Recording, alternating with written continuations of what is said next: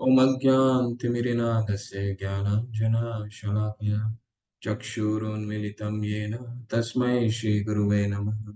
श्रीचैतन्यमनोभीष्टं स्थापितं येन भूतले स्वयं रूप कदा मह्यं ददाति स्वपदान्तिकं। वन्देऽहं श्रीगुरु श्रीयुतपदकमलं श्रीगुरुं वैष्णवांश्च श्रीरूपं सागरजातं सहगना रघुनाथान्वितं सजीवं साद्वैतं सावधूतं परिजनसहिता कृष्णचैतन्यदेवं श्रीराधा कृष्णपादान् सहगना ललिता श्रीविशाखान्वितांश्च नमो विष्णुपादाय कृष्णपृष्ठाय भूतले श्रीमते भक्तिवेदांत स्वामिनिति नामिने नमस्ते सरस्वते देवे गौरवाणी प्रचारिणे निर्विशेष शून्यवादी पाश्चात्य देश तारिणे वाञ्छाकल्पतरुभ्यश्च कृपा सिन्धुभैव च पतितानां पावनेभ्यो वैष्णवेभ्यो नमो नमः। नमो महावदानंय कृष्ण प्रेम पदायते कृष्णाय कृष्ण चैतन्य नामिने गौरीतशे नमः। पंचतात्मकं कृष्ण भक्त रूप स्वरूपकं भक्तावतारं भक्ताख्यं नमामि भक्त शक्तिकं। हे कृष्णा करुणा सिंधु दीनबंधु जगतपते गोपेश गोपिका कांत राधा कांत नमस्तुते। ताप्त कांचन गौरांगी राधे वृंदावनेश्वरी वृषभानुसुते देवी प्रणमामि हरिप्रिये। कृष्ण वासुदेवाय देवकी नंदनाय च नंदगोकुमाराय गोविंदाय नमो नमः। जय हो श्री कृष्ण चैतन्य प्रभु नित्यानंदा श्री अद्वैत गदाधर शिवासादि गौर भक्त वृंद। हरे कृष्णा कृष्ण कृष्ण हरे हरे हरे राम राम राम हरे हरे। हरे कृष्णा कृष्ण कृष्ण हरे हरे हरे राम राम राम हरे हरे। हरे कृष्णा कृष्णा कृष्णा हरे हरे हरे राम राम राम हरे हरे। हरे कृष्णा। आप सभी को हम 10 नाम अपराध पढ़ते हैं।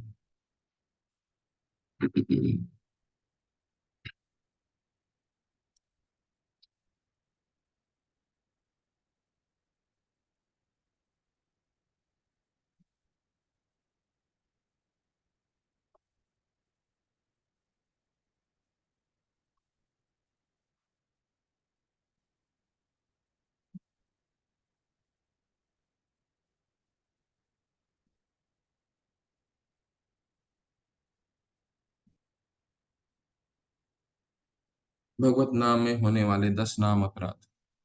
सतनम निंदा नमन, यानी भगवत नाम के प्रचार में संपूर्ण जीवन समर्पित करने वाले महाभागवतों की निंदा। दूसरा, शिव ब्रह्मा आदि देवों के नाम को भगवान के नाम के समान अथवा उनसे स्वतंत्र समझना। तीसरा अपराध है गुरु की अवज्ञा करना अथवा उन्हें साधारण मनुष्य समझना। चौथा अपराध वैदिक शास्त्रों अथवा प्रमाणों का खंडन करना। पांचवा अपराध है हरे कृष्ण महामंत्र के जप की महिमा को काल्पनिक समझना।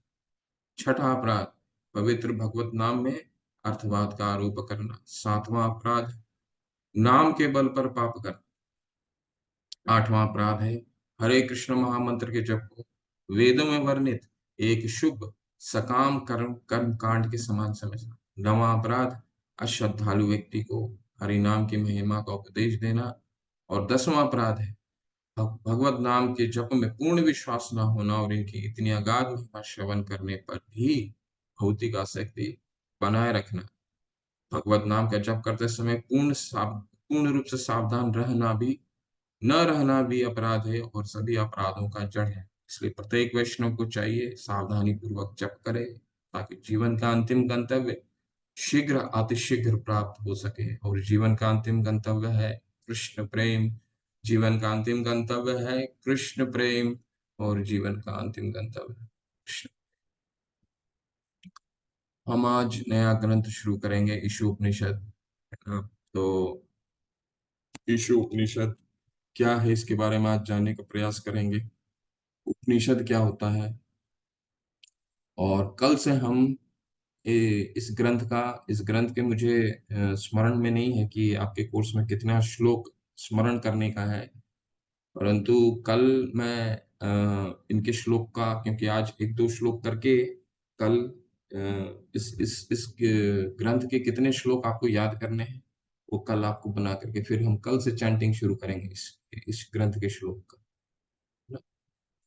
और ये जब तक आपका ये तीसरा लेवल समाप्त होता है, तब तक कोशिश कीजिए कि हम सभी को ये इस लेवल का, ये तीनों ग्रंथ का, बहुत कम श्लोका है, सबको स्मरण हो जाए। जब भक्ति रसामृत सिंधु का हमने 4 श्लोक को पढ़ा, उसे याद करने की कोशिश करी। अब ईशोपनिषद, इसके बाद हमारा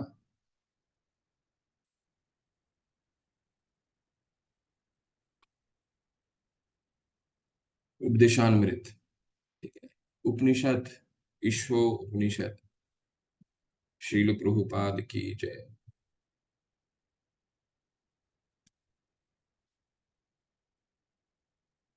तो ये शुरू शुरू में मैं बस थोड़ा सा आपको टॉपिक दिखाऊंगा, क्या क्या विषय पे चर्चा करेंगे आज, और इसके बाद फिर हम लोग किताब पे जाएंगे, क्योंकि ये मेरे पास टाइम नहीं बचा इस पीपीटी को हिंदी में करने का। तो मैं संक्षेप में समझाने के प्रयास करता हूँ कि क्या क्या हम पढ़ने का प्रयास करेंगे। सबसे पहला, वेदा। वेद होता क्या है, ठीक है, और ये जो हम अध्ययन कर रहे हैं ये क्या है, ठीक है। चार चार डिफेक्ट ऑफ ह्यूमन बीइंग, मनुष्य के 4 दोष क्या पाए जाते हैं, ठीक है। स्पिरिचुअल मास्टर, हमारे आध्यात्मिक गुरु का क्या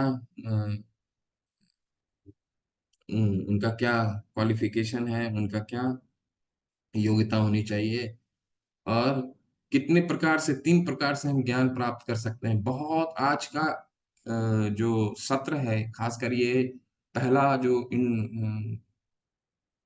इंट्रोडक्शन है, इंट्रोडक्टरी भाग है, वो बहुत ही ध्यान से सुनिएगा, क्योंकि इसमें अ, बहुत से ऐसे तत्व हम लोग आज चर्चा करेंगे जिसको हमें समझना बहुत जरूरी है शास्त्र को समझने से पहले, ठीक है।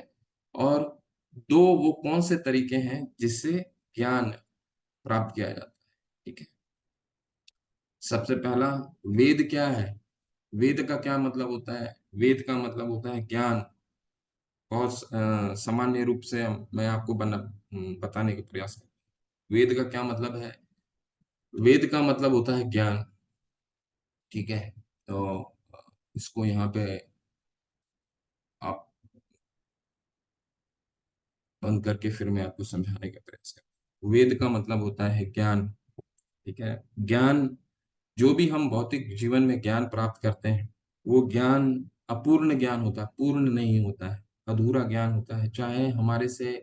चाहे कितना भी कोई कितना भी अध्ययन कर ले, पीएचडी कर ले, पीएचडी के बाद और कई सालों तक अध्ययन करता रहे, वो ज्ञान क्या होता है, पूर्ण नहीं होता, अपूर्ण नहीं होता, अपूर्ण होता है। क्यों? क्योंकि इसके एक ही कारण है। मनुष्य में 4 दोष पाए जाते हैं, जो हमने पढ़ा था, क्या अभी पढ़ा है कि मनुष्य में 4 दोष पाए जाते हैं। ये क्या है, 4 डिफेक्ट, ठीक है। तो वेद को समझने से पहले ये दूसरा जो विषय है, इसको समझना हमें बहुत जरूरी है। ये 4 डिफेक्ट या 4 दोष मनुष्य में क्यों पाए जाते हैं और क्या हैं ये जो दोष। तत्संदर्भ में जीव गोस्वामी पाद बताते हैं कि मनुष्यों का 4 दोष वो क्या है। सबसे पहला दोष आता है, हमारी जो इंद्रियां हैं, हमारी जो सेंसेस, इंद्रियां कौन सी हो गई, जिनके द्वारा हम, कितनी इंद्रियां हैं हमारी, हमारी 5 इंद्रिय, ज्ञान इंद्रियां हैं, 5 कर्म इंद्रियां हैं। हमने भगवत गीता के 13वें अध्याय में भी पढ़ा है, 5 ज्ञान इंद्रियां हैं और 5 कर्म इंद्रियां हैं। ज्ञान इंद्रियां कौन सी इंद्रियां होती हैं, वो 5 इंद्रियां जिसके द्वारा हम ज्ञान लेते हैं। हम अपने कंप्यूटर रूपी इस शरीर में ज्ञान का इनपुट जो है, किससे लेते हैं, वो है ज्ञान इंद्रियां। और जिसके द्वारा हम कर्म करते हैं वो है कर्म इंद्रियां। तो ज्ञान किन किन चीजों से लेते हैं, कुछ देखते हैं, आंखों से लेते हैं, देख करके लेते हैं, कानों से सुन करके ज्ञान लेते हैं, ठीक है। तो जिह्वा से, किसी चीज को स्वाद लेकर के करते हैं, ठीक। नाक से, ठीक है, और त्वचा से किसी चीज को स्पर्श कर किसी को छूते हैं तो हमें ज्ञान मिलता है। तो इन 5 तरीकों से, ये हमारे 5 तरीके हैं ज्ञान लेने का, यानी अपना को इनपुट। इस अब कंप्यूटर है, कंप्यूटर के इनपुट आप क्या है, आपका कीबोर्ड है, ठीक है ना। तो कीबोर्ड को आप उसमें टाइप कीजिएगा तो फिर आपका आउटपुट डिवाइस क्या है, आउटपुट डिवाइस है आपका स्क्रीन, ठीक। तो इनके द्वारा हम अंदर ज्ञान लेते हैं, और जैसा ज्ञान होगा वैसे ही तो कर्म करेंगे, ठीक है। तो कर्म इंद्रियां, उस पे कर्म, हमारी जो इंद्रियों के कर्म है वो हमारे ज्ञान पे, किस तरह का ज्ञान हम प्राप्त करते हैं, ठीक है। कर्म क्या हो, कर्म इंद्रियां कौन कौन से होते हैं जिनके द्वारा हम कर्म करते हैं, हमारे हाथ हो गए, हमारे पैर हो गया, ठीक है, हमारा जीवा हो गया, कंठ हो गया। बोलते हैं तो कुछ कर्म करते हैं ना, बोलने से कितना कर्म होता है, ठीक है। और अ, हमारी हमारी गुदा और हमारे जनेंद्रियां, ये 5 जिसके द्वारा हम कर्म करते हैं। तो ये 4 दोष क्या है, इंद्रियां हमारी अपूर्ण है। सबसे पहला, इंद्रिय अपूर्ण क्या है, क्या अपूर्णता का क्या मतलब हुआ, अपूर्णता का क्या मतलब हुआ कि जो भी व्यक्ति, जो भी मनुष्य इस धरातल पे है, वो 3 गुणों से बंधा हुआ, वो 3 गुणों के कारण उनके इंद्रियां सीमित है। हमारी देखने की इंद्रियां, हमारे देखने की सीमाएं, हम सब कुछ नहीं देख सकते। अब ये पेन है, पेन को आप इतना सामने लाएंगे तो नहीं देख पाएंगे, और इसको बहुत दूर भी ले जाएंगे तो नहीं देख पाएंगे। तो इसकी हमारी देखने की एक सीमा है। आप अपने रूम, जिस रूम में आप रह रहे हैं, उसको लाइट ऑफ कर दीजिएगा तो अपने अपने रूम रूम के कई चीजों को आप नहीं देख पाएंगे। तो हमारी जो आंखें हैं उसकी एक सीमाएं हैं, ठीक है। हम सब कुछ नहीं देख सकते, जिनके आंखों आंखों को देखने के लिए भी जो भगवान ने दिया, उसको भी ठीक करने के लिए हमें चश्मा लगाना पड़ता है। तो इस आंखों की देखने की एक सीमाएं है, पहला। दूसरा, इसके बाद आप समझिए, कानों की भी सीमाएं। हम सभी स्वर को सुन पाते हैं क्या, सभी स्वर को हम नहीं सुन पाते, ठीक है। तभी तो हमारी विज्ञान के अनुसार हमारी सुनने की एक सीमा क्या है, 20 हर्ट्ज से लेकर के 20,000 हर्ट्ज, ये है विज्ञान का आकलन। हम इसी के बीच सुन सकते हैं। अब चमगादड़ जो है, बैट्स जो होते हैं चमगादड़, वो 10 हर्ट्ज में अपना साउंड देते हैं, अपना स्वर निकालते हैं। तो उनके उनके स्वर को हम नहीं सुन सकते। कुत्ते जो हैं वो 1 लाख हर्ट्ज तक भी सुन सकते हैं, इसलिए सुरक्षा कर्मी का भाग होते हैं कुत्ते। चाहे आप पुलिस की विभाग ले लीजिए, आर्मी का विभाग ले लीजिए, क्योंकि वो ऐसे साउंड सुन सकते हैं जो हमारी सुनने के परे है। हम 20 हर्ट्ज तक सुन सकते, 20,000 हर्ट्ज तक सुन सकते हैं, वो 1 लाख हर्ट्ज तक सुन सकते हैं। तो सुनने की भी हमारी सीमाएं हैं, ठीक। अब जीवा ले लीजिए, जीवा की भी अपनी सीमाएं हैं। कैसे कैसे इसको समझने का प्रयास करें। मान लीजिए आप एक, अभी गर्मी का समय है, आपके घर में आपने एक पानी रख रखा है, ठीक है, टेबल में एक ने पानी रखा है, सामान्य साधारण पानी, नॉर्मल पानी है, और फ्रिज से उठा करके आपने, रेफ्रिजरेटर से उठा करके आपने ठंडा पानी पी लिया, ठीक है। ठंडा पानी पीने के बाद वही जो सामान्य पानी है, जो नॉर्मल पानी है, उसको आपने पिया, तो वो पानी क्या लगेगा आपको, गर्म लगेगा, ठीक।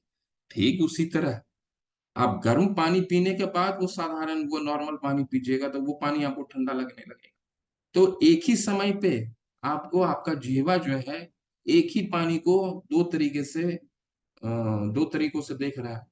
ठंडे में, ठंडा पीने के बाद वो गर्म लगता है, गर्म पीने के बाद वो ठंडा लगता है। तो इसकी सीमाएं है ना, उसकी सच्चाई, उसको भी अ, जीवा को सेंस करने का अपना एक सीमा है, जिसके कारण क्या होता है, हम भ्रमित हो जाते हैं।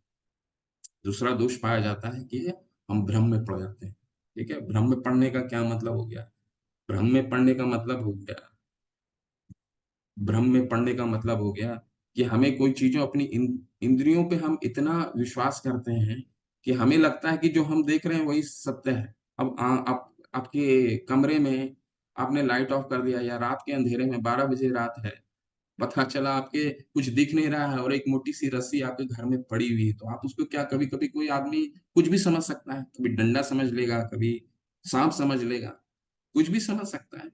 तो इंद्रियों की सीमाओं के कारण हम भ्रम में पड़ जाते हैं। ठीक है, आपको कहीं निकलना है, आप 5 किलोमीटर के दायरे में आप देख नहीं पाते हैं। आपको किसी ने बोल दिया कि वहां जी बहुत भीड़ लगा हुआ है, और सच्चाई में भीड़ नहीं लगा हुआ है।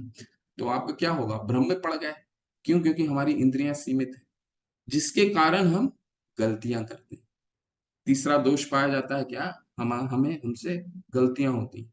अब मान लीजिए अंधेरे में आपने रस्सी को सांप समझ लिया, और सांप समझ के उसी को भी डंडा से मारने के लिए निकल आया, तो क्या हो गया? आपने गलती किया ना।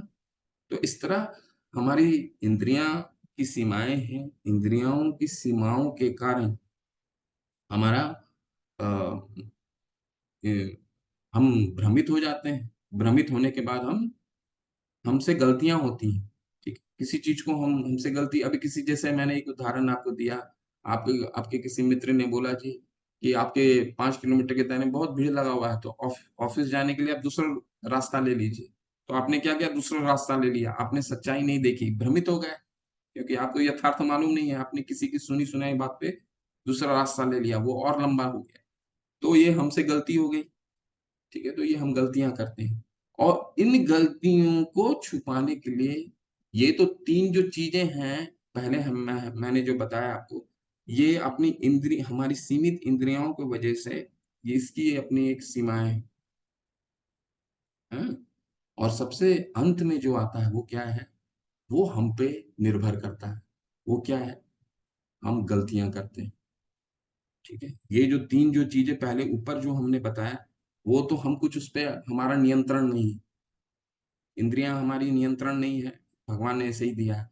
भ्रमित होना में नियंत्रण नहीं है, और गलतियां करने में हमारा नियंत्रण है। जो हमारे नियंत्रण में है, वहां हम वो हम गलत करते हैं।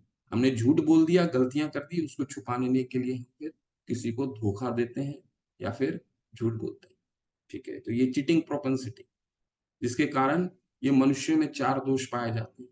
इसी के कारण जो भी हम ज्ञान प्राप्त करते हैं अ, वो अपूर्ण है। तो आपके मन में प्रश्न आएगा, तो पूरे विश्व भर में सभी मनुष्यों में तो ये दोष पाए जाते हैं, फिर दिक्कत कहाँ है? समस्या कहाँ है? जब हमारे में भी वही दिक्कत है, आप में भी वही दिक्कत है, पूरे जितने भी संसार में सभी मनुष्यों में वही दिक्कत है, तो समस्या कहाँ है? दिक्कत के साथ दिक्कत के साथ जीवन में समस्या कहाँ आ जाती? समस्या है, कहाँ समस्या है? समस्या यहाँ है कि हम जब पूर्ण ज्ञान लेने की कोशिश करेंगे, तो हम पूर्ण ज्ञान प्राप्त नहीं कर पाएंगे, जिसको हम पूर्ण बोलते हैं, क्योंकि सभी अपूर्ण है, सबकी इंद्रियां पूर्ण है। तो हमारा ज्ञान कभी पूर्ण नहीं हो सकता है अपूर्ण इंद्रियों वाले जो ज्ञान देते हैं उनके द्वारा। इसीलिए हम कोई भी आप विषय उठा के देख लीजिए, तो क्या होता है, हर 2 साल में, हर 3 साल में विज्ञान जो आज से 500 साल पहले आया, विज्ञान हर कुछ क्षेत्र में विज्ञान भी सच्चाई ढूंढने का प्रयास कर रहा है, और अध्यात्म के द्वारा भी हम सच्चाई को ही ढूंढते हैं, सत्य को ही ढूंढने का प्रयास करते हैं।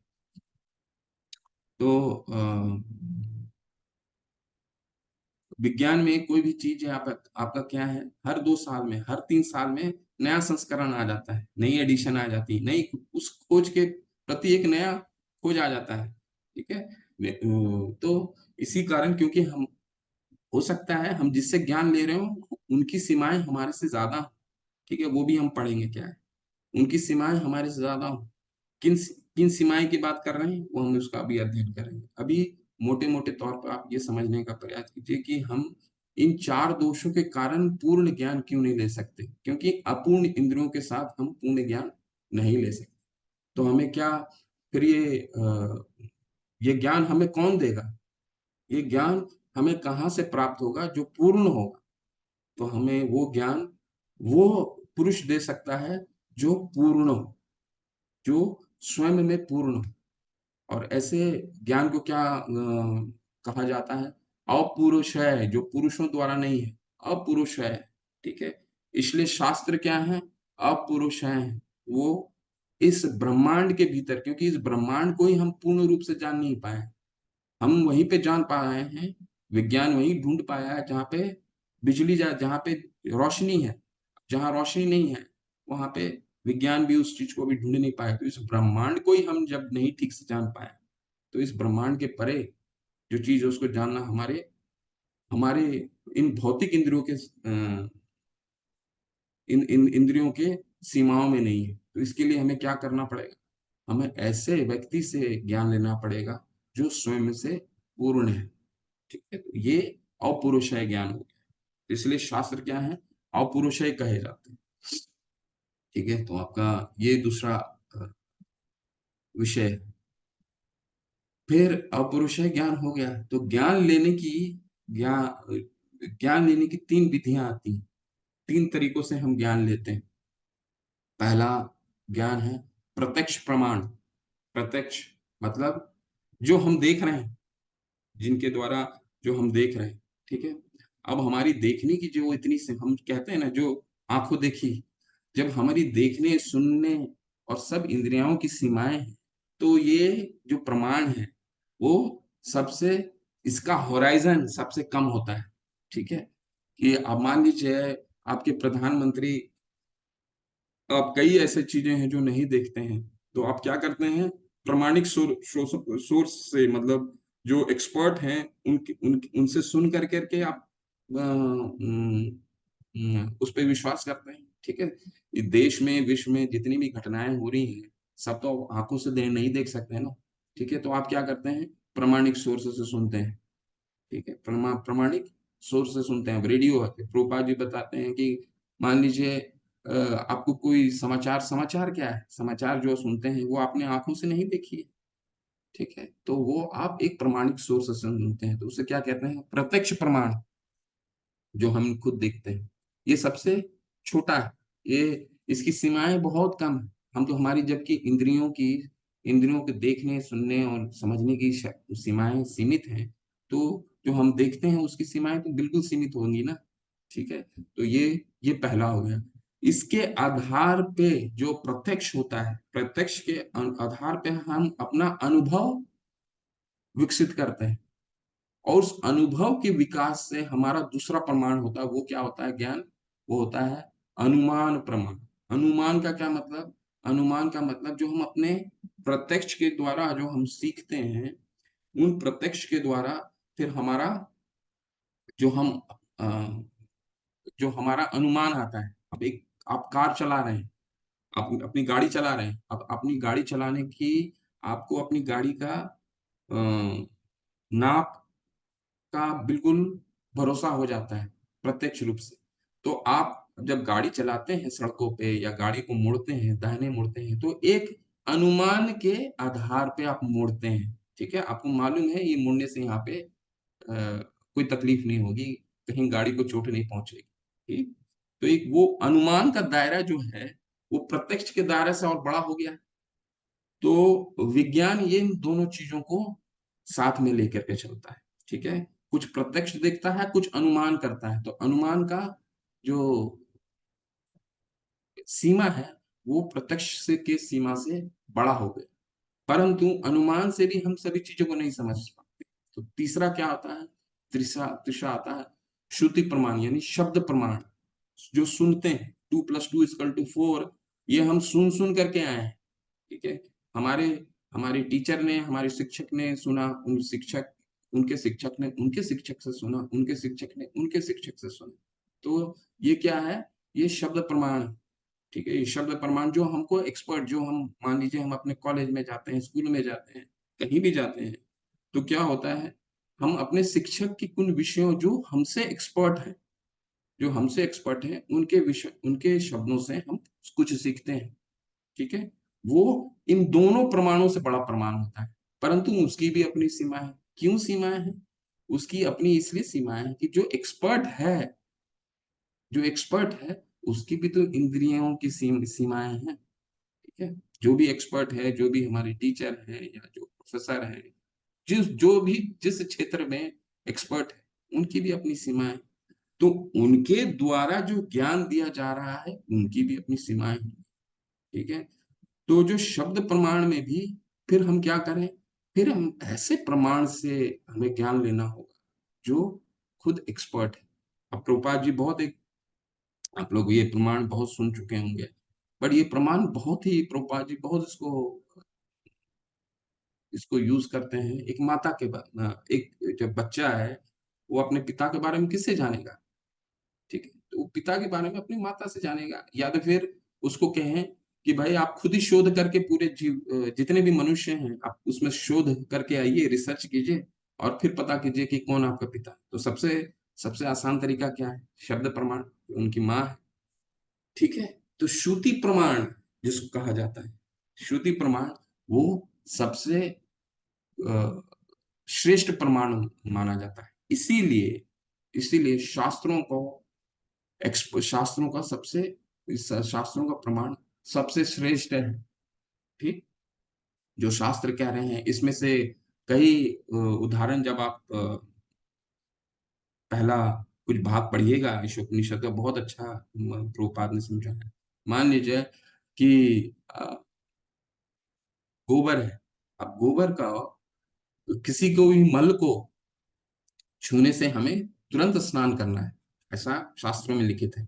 परंतु वही शास्त्र हमें गोबर की शुद्धता को व्यक्त करते हैं कि उसको कहाँ हमें उसको कहाँ हर जगह पूजा में भी उसको इस्तेमाल किया जा सकता है।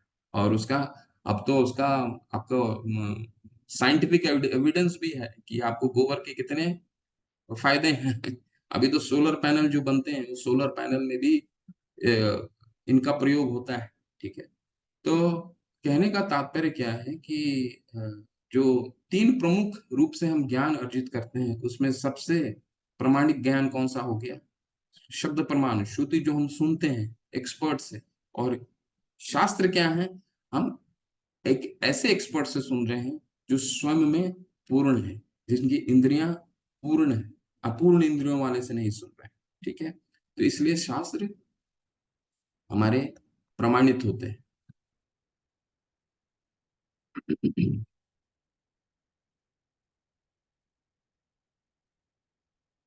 है? वेद क्या है?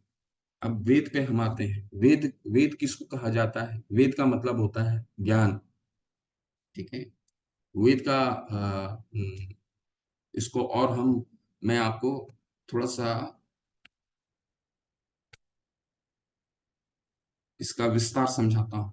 थोड़ा सा 2 मिनट में इसका विस्तार मैं एक दूसरे पीपीटी में से समझाऊंगा।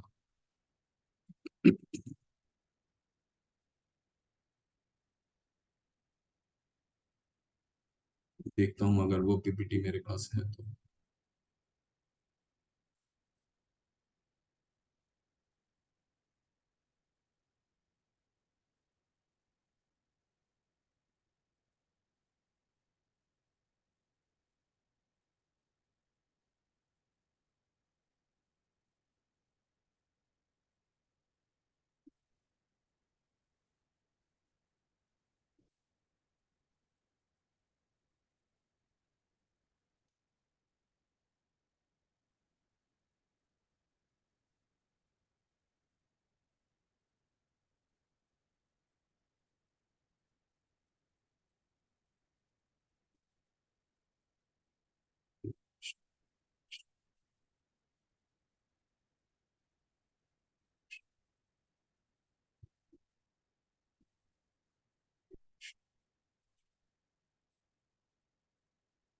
मेरा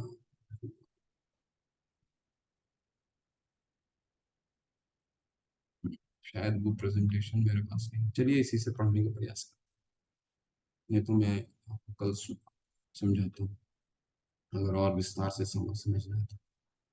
ठीक है,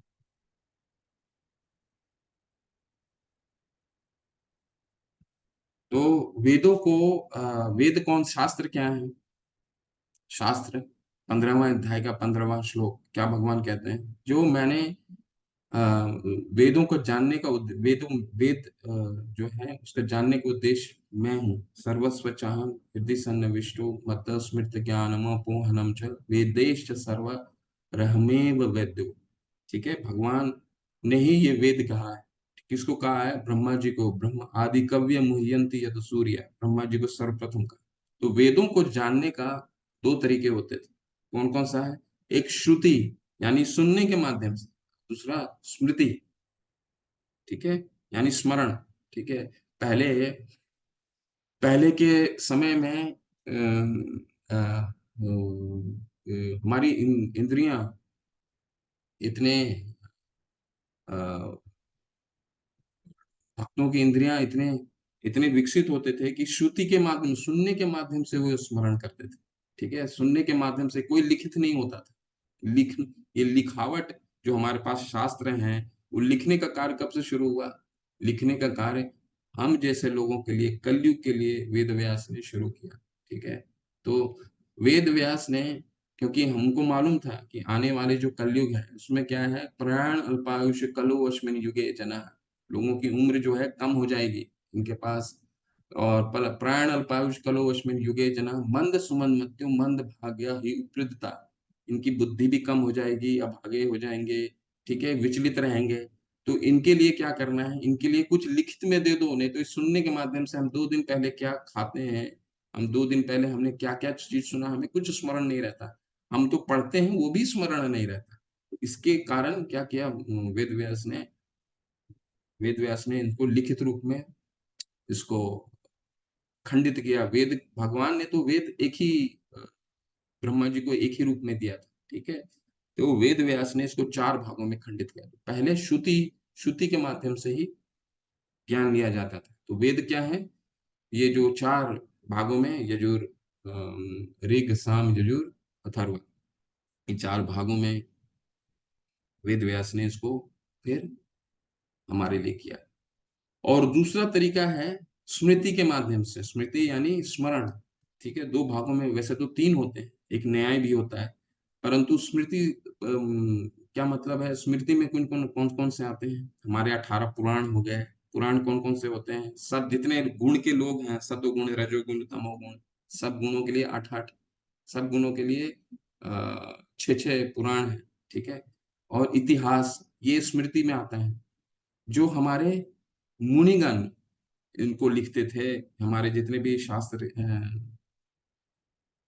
हमारे ऋषिगण हैं, पुराण के माध्यम से उसको स्मृति यानी स्मरण कर करके उसको करते थे। ठीक है, इतिहास जैसे महाभारत, रामायण। ठीक है, तो इसमें कई, और सबसे अंत में आता है वेदांत सूत्र, न्याय, न्याय प्रस्थान। यानी कि न्याय प्रस्थान क्या है, जो लॉजिक के माध्यम से, सूत्रों के माध्यम से, फॉर्मूला, फॉर्मूला के माध्यम से वेद व्यास ने जिसको लिखा, ठीक है, उसके कहते हैं वेदांत सूत्र। तो ये जो भाग हम पढ़ने वाले हैं, देखिए वेद, वेद को ये और बहुत ही विस्तार है। वेद को, वेद जो होते हैं उनको भी कई भागों में विभाजित होता है। संहिता होता है। संहिता का क्या मतलब है, संहिता जहाँ पे मंत्रों, मंत्र जो होते हैं, मंत्र की, मंत्र के रूप में संहिता होता है। ठीक है, और इसी मंत्र को जो तात्पर्य के माध्यम से समझाया जाता है, वो ब्राह्मण हो गया। ठीक है, और फिर अरण्यक होता है। इस तरह से कई होते हैं, बहुत सारे होते हैं। ठीक है, हमारा उद्देश्य क्या है, उपनिषद पढ़ना। चौथा, ये जो आप पढ़ रहे हैं अभी, ये उपनिषद का एक भाग है। उपनिषद का क्या मतलब होगा, इस पे हम आते हैं। उपनिषद का क्या मतलब है, उप, संस्कृत में उपनिषद, उप का क्या मतलब है, उप, समीप रहना, सामने। ठीक है, और निषद, निषद का क्या मतलब है, नी मतलब है, नी और सद, तीन, इसको 3 भाग में आप विभाजित करेंगे तो उप का मतलब होता है निकट, सामने। और निषद, निषद का क्या मतलब हुआ, निषद का मतलब हुआ कि नी मतलब अपने इंद्रियों से परे। ठीक है, इंद्रियों से परे। नित सद, सद का क्या मतलब है, भगवान के समीप, समीप रहना, अपने इंद्रियों से, इंद्रियों को, अ, इंद्रियों, इंद्रियों को परे से, मतलब इंद्रियों को हटा करके, उसको नियंत्रित करके, इस तरह से समझने का प्रयास कीजिए। ठीक है, तो उपनिषद और जो हम अभी अध्ययन कर रहे हैं वो क्या है, देखिए ये उपनिषद जो है, जो उपनिषद जो नीचे दिया गया है भाग को आप देखने का प्रयास कीजिए। एक क्रिप्टिक, क्रिप्टिक मतलब समझते हैं ना, एक सूत्र के हिसाब से दिया हुआ है। इसको समझना बहुत ही मुश्किल है। बिना हम आध्यात्मिक गुरु के, जिस तरह से हम, प्रभुपाद जी ने तो हमारे लिए सभी शास्त्रों को इतने सुंदर से लिख दिया, सभी शास्त्र, सभी संस्कृत के श्लोकों के शब्द अर्थ के रूप में लिख दिया, कैसे हम उच्चारण करें वो भी उन्होंने लिख दिया अच्छे से, सारा तात्पर्य को लिख दिया। लेकिन उपनिषद जो क्या है, उपनिषद बिना हम अध्यात्मिक गुरु के नहीं समझ सकते। देखिए प्रमाण के आधार पर नीचे नीचे दिया गया, ठीक है। इसको समझना, इसको पढ़ना, बिना बिना आध्यात्मिक गुरु के हम इनको नहीं समझ सकते, ठीक है। अब हम जो पढ़ रहे हैं वो क्या है, ठीक है। मुख्यतः 108 उपनिषद हैं, ठीक है, मुख्यतः, ठीक है। मुख्यतः 108 उपनिषद हैं। हम जो उपनिषद का अध्ययन कर रहे हैं वो यजुर्वेद का अंग है, ठीक है, यजुर्वेद का अंग है। और इसको ददायन ऋषि, इस ददायन ऋषि करके एक ऋषि थे जो, जिसको इन्होंने सर्वप्रथम सबसे पहली बार इसको लिखा या पढ़ा, ठीक है। तो ये ये जो उपनिषद है ये यजुर्वेद का भाग है, बस इतना आपको स्मरण रखिए। ईशोपनिषद जो हम पढ़ रहे हैं वो यजुर्वेद का भाग है, और इसको ददायन ऋषि ने लिखा है। और यहाँ उपनिषद जो वेदांत सूत्र है, जितने भी मायावादी होते हैं, ठीक है, जितने भी निराकारवादी होते हैं, ये उपनिषद के आधार पर ही अपना सारा अध्ययन इन उपनिषदों के आधार पर करते हैं, ठीक है। तो इनका कहना रहता है कि उपनिषद में तो भगवान का साकार रूप नहीं दिया हुआ है, लेकिन हम अब इन्हीं उपनिषद के, ईशोपनिषद के भाग से हम भगवान के साकार रूप को स्थापित करते हैं, रूपाद जी। तो हम उपनिषद भी और ये जो हम 18 श्लोक पढ़ने वाले हैं इस ग्रंथ में, ये ऐसा, इसका जो फिलॉसफी है, ये फिलॉसफी हमने भगवत गीता में भी पढ़ा है, हमने भक्ति रसामृत सिंधु में भी पढ़ा है, ठीक है। तो इसको हम उपनिषद के, अ, उपनिषद में क्या क्या कहा गया है उसके हिसाब से हम पढ़ने का प्रयास करेंगे। जहां पे निराकारवादी कहते हैं कि भगवान का निराकार रूप है, तो भक्ति सिद्धांत सरस्वती ठाकुर उपनिषद के उपनिषद से ही वेदांत सूत्री को, मतलब निराकारवादी को पराजित कर देते हैं, ठीक है। जब वो कहते हैं ये तो मेरा मुख्य ग्रंथ है, इसी ग्रंथ पे उनको सकारवादी स्थापित कर देते हैं, ठीक है। चलिए, सबसे पहला इन्वोकेशन मंत्र पे हम चलते हैं, इसके बाद इसका थोड़ा सा हम अध्ययन करेंगे किताब से। ये आपको स्मरण कर लीजिए, याद कर लीजिए, बहुत ही सुंदर श्लोक है और ये श्लोक आपको स्मरण करना है, ठीक है। पहला इन्वोकेशन मंत्र है, अभी हम पहले मंत्र पे नहीं पहुंचे हैं, लेकिन ये श्रुति मंत्र है, ठीक है, ईशोपनिषद का श्रुति मंत्र उच्चारण कीजिए मेरे साथ। ओम पूर्णमदः पूर्णमिदं पूर्णात् पूर्णमुदच्यते पूर्णस्य पूर्णमादाय पूर्णमेवावशिष्यते। ओम पूर्णमदः पूर्णमिदं पूर्णात् पूर्णमुदच्यते पूर्णस्य पूर्णमादाय पूर्णमेवावशिष्यते। ओम पूर्णमदः पूर्णमिदं पूर्णात् पूर्णमुदच्यते पूर्णस्य पूर्णमादाय पूर्णमेवावशिष्यते। इसके बारे में थोड़ा सा हम किताब से पढ़ने का कोशिश करते हैं।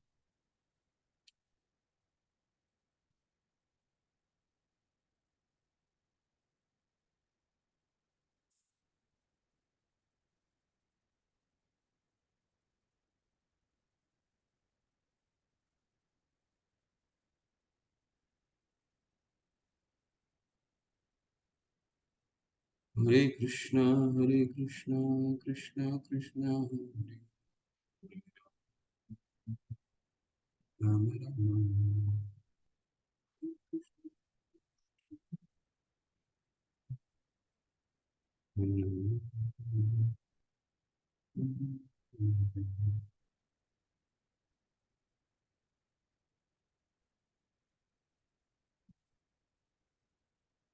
हम्म, एक एक शब्द इसके बहुत महत्वपूर्ण है। ओम पूर्णमदः, ठीक है, पूर्णमदः, इसका अनुवाद पढ़ते हैं।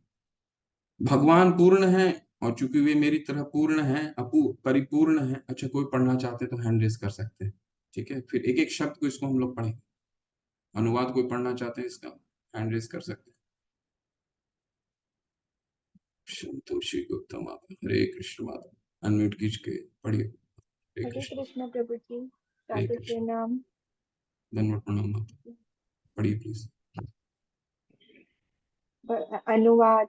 भगवान पूर्ण है और चूंकि वे पूरी तरह परिपूर्ण है, अतएव उनके सारे उद्भव तथा यह व्यवहार जगत पूर्ण के रूप में परिपूर्ण है। पूर्ण से जो कुछ उत्पन्न होता है वह भी अपने में पूर्ण होता है। क्योंकि वे संपूर्ण है, अतएव उनसे यद्यपि ना जाने कितनी पूर्ण इकाइयां उद्भूत होती हैं, तो भी वे पूर्ण रहते हैं। हरी हरी। हरे कृष्णा प्रभु जी। आप लोग कंफ्यूज हो रहे हैं, पूर्ण इतने बार आ गया है। ओम पूर्णमतः, भगवान पूर्ण है। क्यों? क्योंकि उनकी सारी इंद्रियां पूर्ण है। ऐश्वर्यस्य समरगस्य वीर्यस्य यशस्रिय।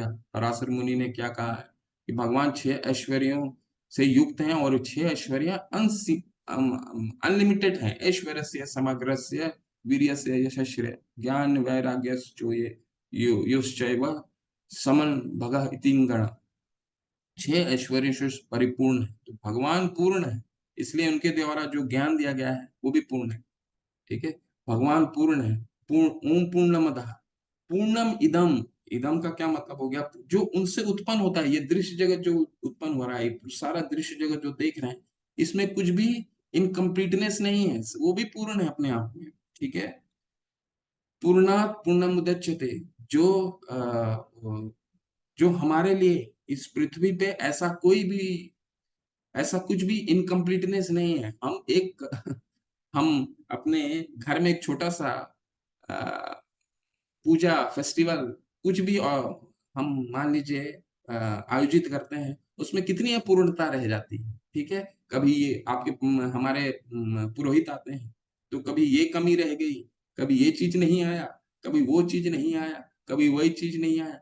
लेकिन भगवान की बनाई हुई सृष्टि में सब कुछ पूर्ण है। ऐसा कुछ भी नहीं है जो अपूर्ण है, सब कुछ पूर्ण है। अब इसको हम उदाहरण से समझेंगे। ठीक है, कैसे? आप भी इसको सोच के रखिए। ठीक है, कि क्या ये दृश्य जगत में क्या ऐसा कुछ चीज है जो अ, भगवान कह रहे हैं कि पूर्ण है? ये अगर ये मंत्र कह रहा पूर्ण है, तो इसको कैसे हम उदाहरण के रूप में, जो आमने सामने आपको जो दिखता है, उसके उससे हम कैसे समझ सकते हैं? पूर्णस्य पूर्णमादाय, यानी कि पूर्ण से जो कुछ निकलता है वो भी पूर्ण होता है, और निकलने के बाद भी भगवान पूर्ण रहते हैं। ठीक है, यानी कि 1 - 1 भी 1 ही होता है, कहने का मतलब है। ठीक है, भगवान से कोई चीज निकल गई, ये नहीं कि भगवान में वो भाग निकल गया और भगवान अपूर्ण हो गया। नहीं नहीं, उनसे निकलने के बाद भी जो चीज निकल रहा है वो भी पूर्ण है, और जो चीज भगवान स्वयं भी उस निकलने के बाद पूर्ण है। ठीक है, तो इसको थोड़ा सा हम लोग पढ़ते हैं, और फिर इसको जो हमारे आसपास जो चीजें दिखती हैं उसके हिसाब से हम इसको जुड़ने का प्रयास करेंगे कि भगवान पूर्ण है। भगवान ने इस मंत्र में क्या लिखा है, बहुत ही इसको सामान्य रूप से समझिए। भगवान पूर्ण है, भगवान ने से जो भी चीजें निकली, उद्भूत हुई हैं, वो भी पूर्ण है। हमारे लिए कुछ भी इस दृश्य जगत में अपूर्णता नहीं है, सब कुछ पूर्ण है, कंप्लीट। भगवान का ऑर्गेनाइज सारा एक्टिविटी कंप्लीट है, कुछ भी हमारे लिए इनकम्प्लीट नहीं है। ठीक है, और इनसे निकलने के बाद भी भगवान पूर्ण रहे, ये सारांश में ये श्लोक है। ठीक है, तो इसको पढ़ते हैं, और इसको हम इसको जरूर से आप मंथन कीजिए और इसको आसपास देखने का प्रयास कीजिए। ठीक है, चलिए, ये पैराग्राफ कोई पढ़ना चाहते हैं पढ़, हैंड रेस करके पढ़िए। वंदना माता, हरे कृष्ण। हरे कृष्ण प्रभु जी, प्रणाम प्रभु जी। हरे कृष्ण, धन्यवाद। परम पूर्ण या सर्वोपरि परम सत्य पूर्ण पुरुषोत्तम भगवान है। निर्विशेष ब्रह्म या परमात्मा की अनुभूति परम पूर्ण की अधूरी अनुभूति है। पूर्ण पुरुषोत्तम भगवान तो सच्चिदानंद विग्रह है। और निर्विशेष ब्रह्म की अनुभूति उनके सत पहलू और उनके शाश्वत होने की अनुभूति है, तथा परमात्मा की अनुभूति उनके सत तथा चित पहलुओं की अनुभूति है, जो उनकी शाश्वतता तथा ज्ञान को सूचित करते हैं। किंतु भगवान की अनुभूति सारे दिव्य स्वरूपों, सच्चित तथा आनंद की अनुभूति है। जब किसी को परम पुरुष की अनुभूति हो जाती है, तो वह परम सत्य के इन पहलुओं का भी पूर्ण रूप से अनुभव करता है। विग्रह का अर्थ है रूप, अतः परम सत्य रूप विहीन निराकार नहीं है। यदि वे रूपहीन होते, या यदि वे अपनी सृष्टि की अपेक्षा किसी भी तरह कम होते, तो वे पूर्ण नहीं हो सकते थे। परम पूर्ण में हमारे अनुभव के भीतर तथा बाहर की प्रत्येक वस्तु होनी चाहिए, अन्यथा वह पूर्ण नहीं हो सकते। हरे हरे कृष्ण कृष्ण। प्रभु जी। धन्यवाद। कितना सुंदर प्रभुपाद जी ने लिखा है कि भगवान के तीन रूपों को हम पढ़ते हैं। ठीक है, ब्रह्मेति, परमात्मेति, भगवान इति शब्द थे। भगवान के तीन रूप होते हैं। भगवान का ब्रह्म रूप। अब ब्रह्म रूप कौन है? भगवान की शरीर से निकली हुई कांति, ब्रह्मणो ही प्रतिष्ठा। हम भगवान ने 14वें अध्याय के 27वें श्लोक में बोला है कि ये जो कांति है वो भी ये मेरे भाग है। ठीक है, ब्रह्म का रूप। इसके बाद फिर हमारी जो भक्तों जब उन्नति और ज्ञान की उन्नति होती है तो अपने हृदय में भगवान को पाते हैं हमें। ठीक है, सुपर सोल जिसको कहते हैं, वो क्या है? परमात्मा। ठीक है, और अंततः भगवान की पूर्णता कब प्राप्त हुई? जब भगवान का साकार रूप के बारे में हमको अ, ज्ञान होता है। ठीक है, यानी कि भगवान इति शब्द थे, भगवान। तो भगवान तीन रूपों में जाते हैं, और बाकी के जो दो रूप हैं, ब्रह्म रूप और या परमात्मा रूप, इस अनुवाद, इस अनुच्छेद में प्रभुपाद जी बता रहे हैं ये अपूर्ण रूप है। ये पूर्णता कब आती है? अब है, आप एक काम, आप समझने का प्रयास कीजिए। एक बल्ब है, आप कह रहे हैं कि जी बल्ब की जो रोशनी है, रोशनी तो तभी होगी जब बल्ब होगा, है ना? तो रोशनी तो अपूर्णता है, बल्ब पूर्णता है। बल्ब को जान जाएंगे तो ये भी हमें पता चल जाएगा कि इसकी पूर्णता क्या है, वो उसी से प्रकाश भी आता है। ठीक है, तो वही कहने का प्रयास कर रहे हैं इस अनुच्छेद में। और क्या कहने का प्रयास कर रहे हैं? कहने का ये प्रयास कर रहे हैं प्रभुपाद जी कि जो हमारे जो निर्विशेषवादी कहते हैं कि निराकार, भगवान निराकार है। जो कोई भी चीज का अगर आकार नहीं है तो वो पूर्ण कैसे हो सकता है ना? तो भगवान तो साकार है, तभी पूर्णता आएगी। अब किसी चीज का आकार ही नहीं है, उसके पूर्ण कैसे हो गए? पूर्ण तो तभी होगा जब साकार होंगे, है ना?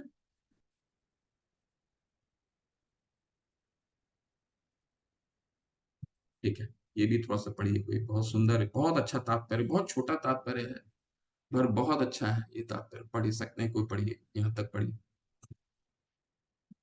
अमित प्रभु, हरे कृष्ण प्रभु, पढ़िए अनम्यूट करके।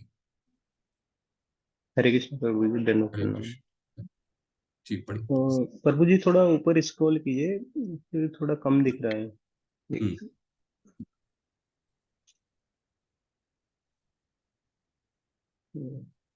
ठीक है प्रभु जी जी, अभी अभी दिख रहा है। जी। परम पूर्ण भगवान में अनंत सत्य होती है, और वे सब की सब उन्हीं के समान पूर्ण है। इस तरह यह दृश्य भौतिक जगत भी अपने अपने में पूर्ण है। ये 24 तत्व जिनका यह भौतिक ब्रह्मांड अस्थायी प्राकट्य है, यह इस तरह व्यवस्थित है कि इस ब्रह्मांड के पालन तथा भरण के लिए आवश्यक प्रत्येक वस्तु उत्पन्न कर सके। ब्रह्मांड का पालन करने के लिए इसकी किसी अन्य इकाई को ब्रह्म प्रयास करने की आवश्यकता नहीं है। ब्रह्मांड अपने निजी काल माप के अनुसार कार्य करता है, जो पूर्ण की शक्ति द्वारा व्यवस्थित किया गया है, और जब वह काल अवधि पूरी हो जाती है तो यह अस्थिर अभिव्यक्ति संपूर्ण की पूर्ण व्यवस्था से विनष्ट हो जाती है। हरे कृष्ण। हरे कृष्ण।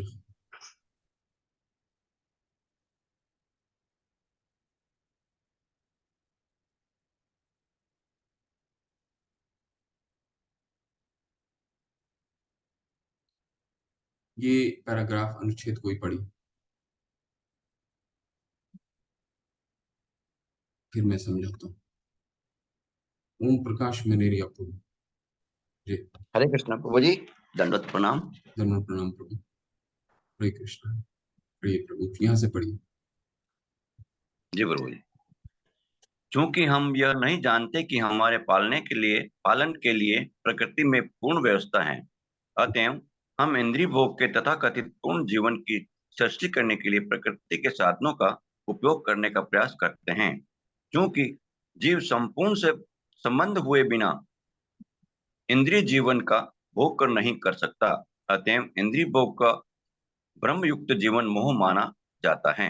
शरीर का हाथ तभी तक पूर्ण इकाई है जब तक वह संपूर्ण शरीर से संलग्न रहता है।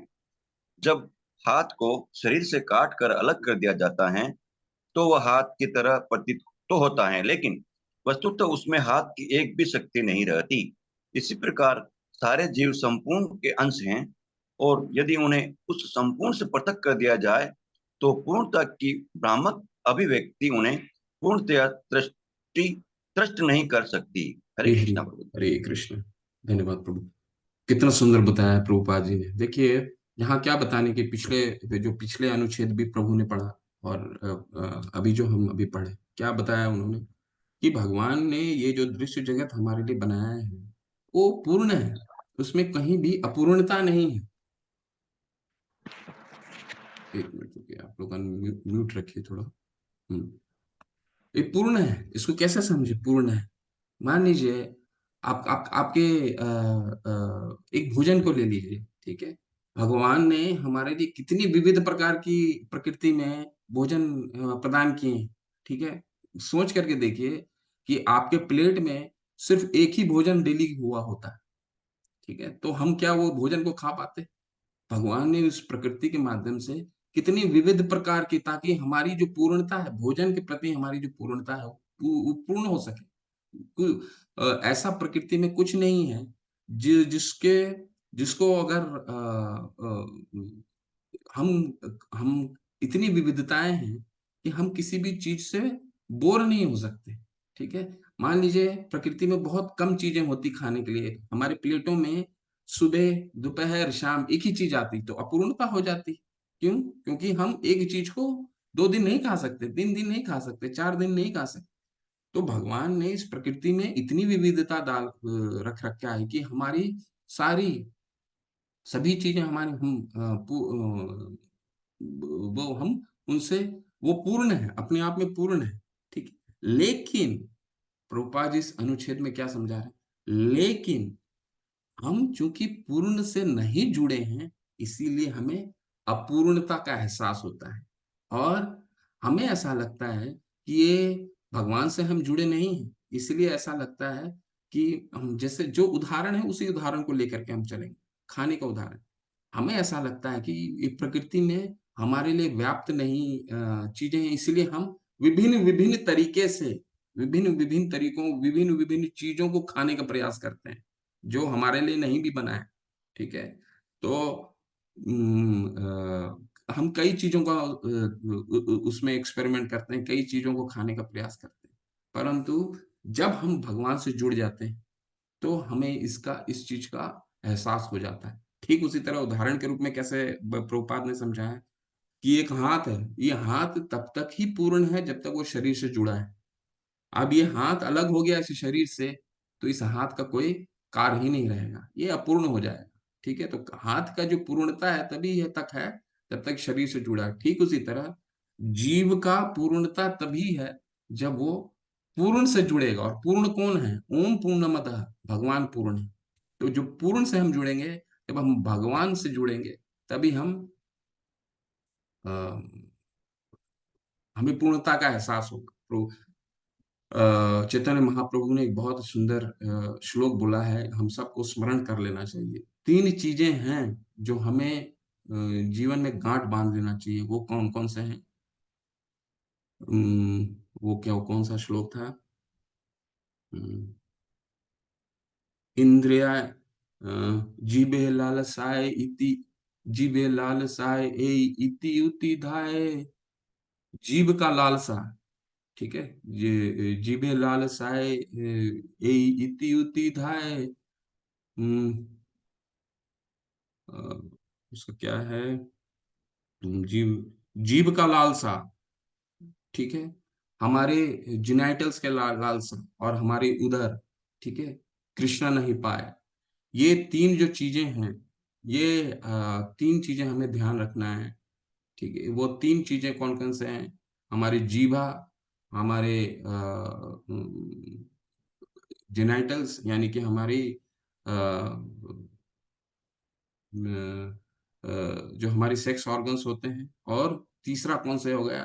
तीसरा हमारा उदर। ये तीन को हमें शिष्णोदर पारायण, हाँ अच्छा स्मरण आ गया मेरे को। जीवेर लालसाय इति उदिताय शिष्णोर उदर पारायण, शिष्णोदर पारायण, कृष्ण नहीं पाए। ये तीन के बिना, ये तीन को हम अगर जब तक भगवान से नहीं जोड़ेंगे, तब तक भगवान हमें कभी भी प्राप्त नहीं होंगे। भगवान की चीज हमें शास्त्र भी समझ में नहीं आएगा। क्यों? क्योंकि ये हम भगवान से जुड़ेंगे तभी हमारे भगवान ददामी बुद्धि हो, हम भगवान हमें बुद्धि देंगे शास्त्रों को समझने के लिए, ठीक। तो खाने को, खाना कैसा, कौन सा खाना है? जो भगवान का कृष्ण प्रसाद।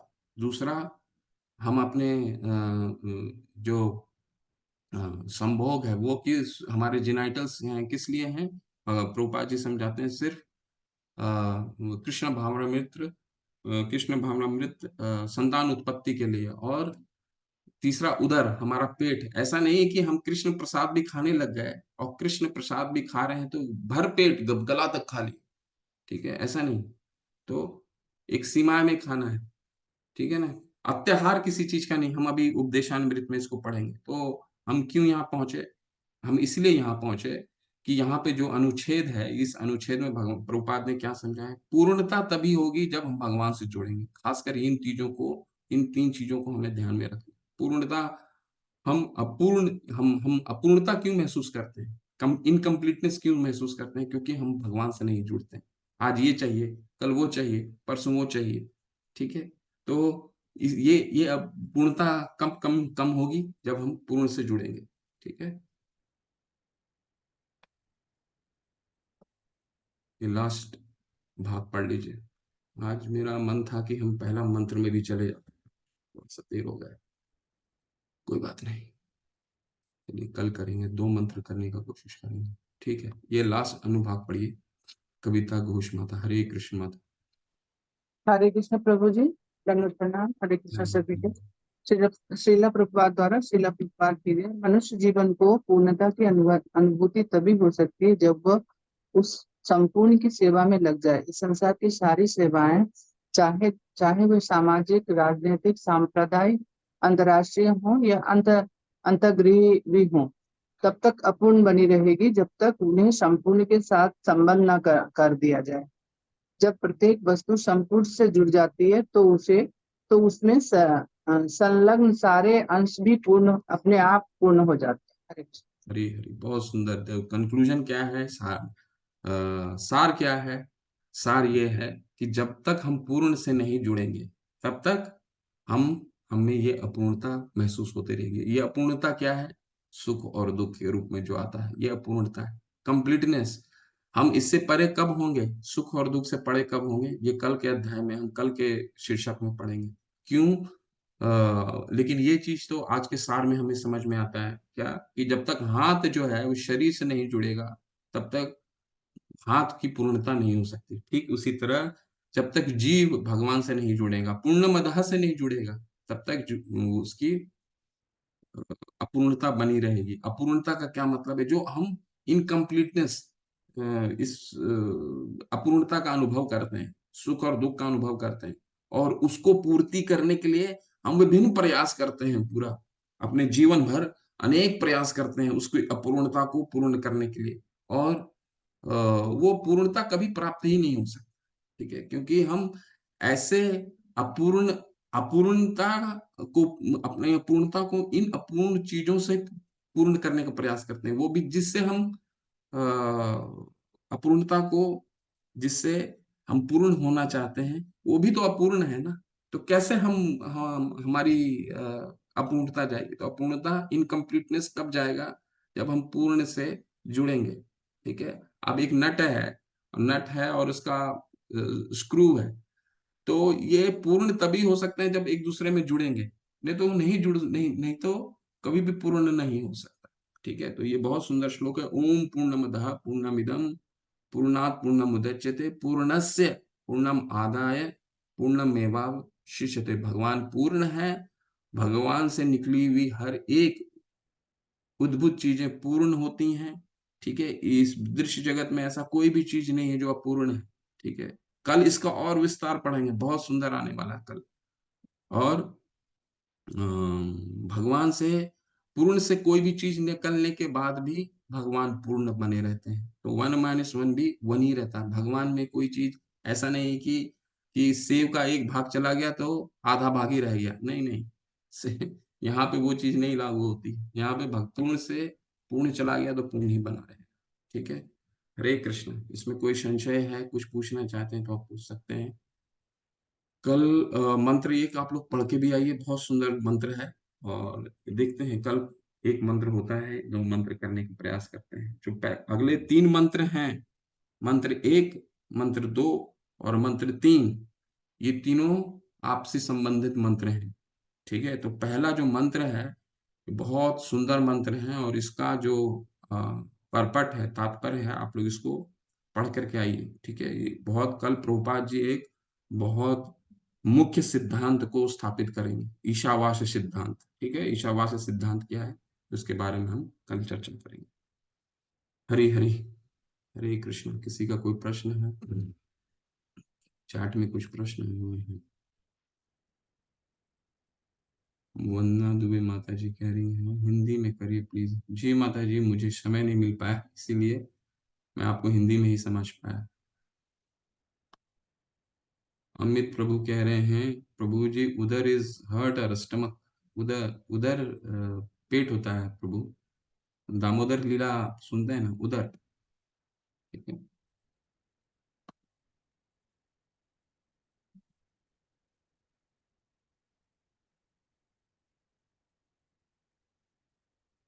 जी अमित प्रभु क्या प्रश्न है? हरे कृष्ण प्रभु, अनम्यूट कीजिए। जी प्रभु जी, बोले प्रभु जी, यही था प्रभु जी कि उधर उधर का मुझे थोड़ा डाउट था कि पता नहीं था हम्म, प्रभु जी। इसको यही स्मरण था। कर लीजिए। ये बहुत ही जब आगे चलेंगे हमारे लिए, जो मैंने आज मंत्र बोला है आपको, ये बहुत बहुत जरूरी मंत्र है। क्या मंत्र है?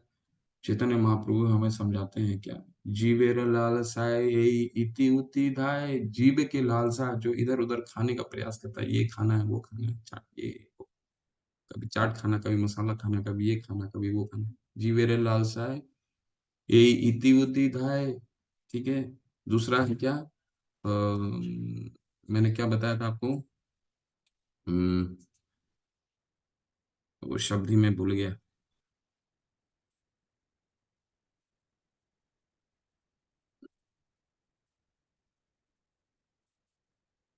एनीवे, उधर एंड अपने जेनिटल्स कृष्णा नहीं पाए। ठीक है, तो ये दोनों बहुत ही महत्वपूर्ण है। ये 3 चीजें को हमें नियंत्रण करना बहुत जरूरी है। ठीक है, जीव जीव वही खाइए जो हमारे प्रसाद है उसको खाना है। ठीक है, और उधर उतना ही खाइए जितना जरूरी है, नहीं तो हमारा उससे हेल्थ भी खराब रहता है। ठीक है, उधर भी ऐसा नहीं कि कृष्ण प्रसाद भी पूरा खा ली। जीवेर लालसाय ए इति उति धाय शिश्नोर उदर। शिश्नोर मतलब हमारे जिनाइटल्स। शिश्नोर उदर परायण कृष्ण नहीं पाए। तो ये कृष्णा कभी नहीं प्राप्त होंगे, उनके द्वारा ज्ञान भी प्राप्त नहीं होगा अगर ये 3 चीजों को संयमित नहीं कर पाए। और हमारी जो 4 नियम है, ये 4 नियम इसी का आधार है, ये तीनों का ही आधार है। ठीक है, ठीक है। निधि शर्मा माता, हरे कृष्ण। जी अनम्यूट करके पूछिए। हरे कृष्णा प्रभु जी। हरे कृष्ण माता। बहुत अच्छा समझाया आपने आज। तो मैं ये पूछना चाह रही थी क्या हमें इस सेशन की रिकॉर्डिंग मिल जाएगी? जी माता, मैं थोड़ा सा मेरा लेजी बहुत हूँ, इसलिए लास्ट 18-19 माता भी एडमिन का भी आया था मेरे पास कि 18-19 का भी अध्याय का शायद भक्ति रसामृत सिंधु का लोड नहीं कर पाया। मैं कर दूंगा। आज ही करना। तो कहाँ पर मिलेगी रिकॉर्डिंग इसकी? जी हाँ, दे देंगे आपको। कहाँ यू पर? अभी आपको लिंक मिल जाएगी, इस ग्रुप में ही लिंक चली जाएगी, माता भेज देंगी। ठीक है प्रभु जी, हरे कृष्ण। हरे कृष्ण। परंतु ये 4 दोष, 3 ज्ञान और हमारी जो 2 तरीके से हम ज्ञान लेते हैं, एक क्या है, अच्छा वो मैंने आपको नहीं बताया, टॉप डाउन, उसको क्या कहा जाता है हमको याद नहीं आ रहा है, आरोहण और परोहण ना, टॉप डाउन, डाउन डाउन, वो आप इंट्रोडक्शन में कोई कल पढ़ करके मुझे याद दिला दीजिएगा। एक होता है डाउन अप अप्रोच, एक होता है टॉप डाउन अप्रोच। ठीक है, तो हमें क्या करना है, टॉप डाउन अप्रोच पकड़ना है। डाउन अप अप्रोच क्या होता है, यानी हम एक्सपेरिमेंट करते करते जाएं। जैसे माता का मैंने उदाहरण बताया आपको, माता अगर पिताजी के बारे में अपने बच्चों को बताती हैं, तो बच्चा क्या करेगा, एक्सपेरिमेंट करेगा कि मेरे ये भी पिता हैं, ये भी पिता हैं। वो डाउन अप अप्रोच हो गया है। और एक टॉप डाउन अप्रोच है। टॉप डाउन अप्रोच की हमारे आचार्य ने हमारे लिए बता दिया क्या ठीक है। और हमारे आचार्य कौन है, हमारी परंपरा के आचार्य कौन है, चैतन्य महाप्रभु। उन्होंने बता दिया, शास्त्र क्या हमारे बताते हैं। तो माता ने अगर बता दिया कि कौन पिता है, तो हमें उस पे विश्वास करके निकलना पड़ेगा। यही हमारे लिए सबसे सटीक उपाय है जीवन जीने का। ठीक उसी तरह इष्ट देव हमारे चैतन्य महाप्रभु ने बता दिया है कि हमारे शास्त्रों में क्या हमारे लिए उचित है, तो उसको हमें उस तरह से ज्ञान को ग्रहण करना है। ठीक है, तो ये 3 कॉन्सेप्ट बहुत याद रखना है। 4 दोष, 3 ज्ञान। ज्ञान कितने तरीके से लेते हैं, प्रत्यक्ष, अनुमान और शब्द, कौन सा सर्वश्रेष्ठ है। ये क्योंकि शास्त्र को जब हम तभी समझ सकते हैं जब इस पे इसका अध्ययन हमारा, इसको हमें समझ अच्छे से आएगा। ठीक, और हमारे शास्त्र अपौरुषेय होते हैं, पुरुषों द्वारा नहीं लिखे हैं। ये इस ब्रह्मांड के बाहर का परिवेश। प्रभु हरे कृष्ण प्रभु। हरे कृष्णा प्रभु जी, दंडवत प्रणाम। धन्यवाद, प्रणाम प्रभु। सबसे पहले तो प्रभु जी मैं समाज याचना चाहता हूँ कि कल और आज की क्लास में अटेंड नहीं कर पाया क्योंकि आईडीसी कोर्स कर रहा हूँ। तो समाज याचना करना जरूरी है गुरु से। हरे कृष्ण प्रभु, अच्छे से कर लीजिए, वो जरूरी है, वो भी बहुत जरूरी है प्रभु। नहीं, एक बार तो आईडीसी किया था मैंने यही अपने दिल्ली से, तो उन्होंने सर्टिफिकेट नहीं दिया था मेरे को। और दोबारा फिर मैं कर रहा हूँ, और क्या कर सकते हैं। ठीक है, बिल्कुल। और सर्टिफिकेट जरूरी नहीं है, हमारे जीवन में बदलाव आना जरूरी है प्रभु जी। गुरु का आईडीसी कोर्स सर्टिफिकेट से ज्यादा जरूरी है आईडीसी के माध्यम से समझना जीवन में गुरु का, हमारा गुरु जो होते हैं वो क्या रोल प्ले करते हैं। गुरु बिल्कुल ठीक कह रहे हो प्रभु जी। जैसे हम भौतिक जगत में जाते हैं तो हमारे माँ बाप गुरु होते हैं, हमारे टीचर गुरु होते हैं जो हमें पढ़ाते हैं। आध्यात्मिक गुरु में जाते हैं तो जो शुद्ध वैष्णव होते हैं वो हमारे गुरु होते हैं, जो भगवान के तक पहुंचाते हैं हमें। क्योंकि और कोई साधन नहीं है पहुंचाने के लिए, क्योंकि वो भगवान के प्रतिनिधि भी हैं और भगवान के समान भी समझना चाहिए शिष्य को। जी प्रभु, तो उसको अच्छे से करिए प्रभु, कोर्स को। बस समाज यातने के लिए मैंने आपको कष्ट दिया प्रभु जी, और कुछ नहीं है। हरे प्रभु, हरे कृष्ण। कृष्ण।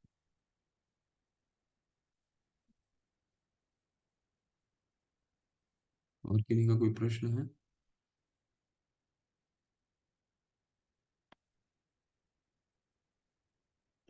तानिया माता, हरे कृष्ण माता जी, प्लीज अनम्यूट कर पूछिए। हरे कृष्ण प्रभु जी, धन्यवाद प्रणाम। धन्यवाद, प्रणाम माता। प्रभु जी, मैं भी यही बोल रही थी कि मैं भी आईडीसी कोर्स कर रही हूँ कुछ दिन से, तो रिकॉर्डिंग्स आप जरा ग्रुप में शेयर करवा दीजिए प्लीज। जी माता, बिल्कुल मैं शेयर करवा दूंगा। तो आप लोग अच्छे से आईडीसी कोर्स कीजिए, उसको अच्छे से एग्जाम दीजिए, सर्टिफिकेट लीजिए, वो बहुत जरूरी है। ठीक है, वो भी अच्छे से करिए। मैं करवा दूंगा माता, बिल्कुल करवा दूंगा।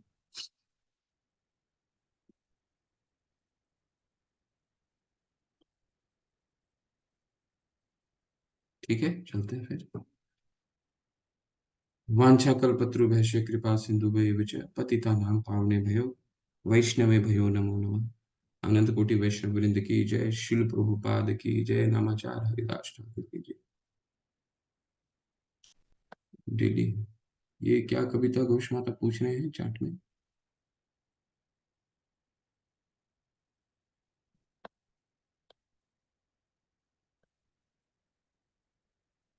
हरे कृष्ण माता, क्या जी माता पूछिए। कृष्ण प्रभु जी, ये क्या कोर्स के बारे में बात कर रहे थे? कौन सा आईटीसी कोर्स क्या है? Disciple course, ISKCON disciple course. वो आईडीसी कोर्स एवरीडे है क्या मंडे शायद क्या? 6 दिन का है, प्रो लोग बताएंगे 6 दिन का होता है, शायद 6 या 7 दिन का होता है, फिर एग्जाम होता है। और ये दीक्षा लेने से पहले ये बहुत जरूरी है, आईडीसी कोर्स जो है वो बहुत हाँ, जरूरी है। इसके बारे में यहाँ पे गुरु के बारे में और इस्कॉन के बारे में समझाया जाता है। इस्कॉन क्या है, किस तरह से वो चलता है, किस तरह से ये पूरा ऑर्गेनाइजेशन इंस्टीट्यूशन का फाउंडर आचार्य कौन है, हमारे दीक्षा गुरु का क्या रोल है, शिक्षा गुरु का क्या रोल है, गुरु कितने प्रकार के होते हैं, सारे आईडीसी में समझाया जाता है। बहुत ही अच्छा कोर्स है, 7 दिन का होता है, फिर एग्जाम होता है। ठीक ठीक। हरे हरे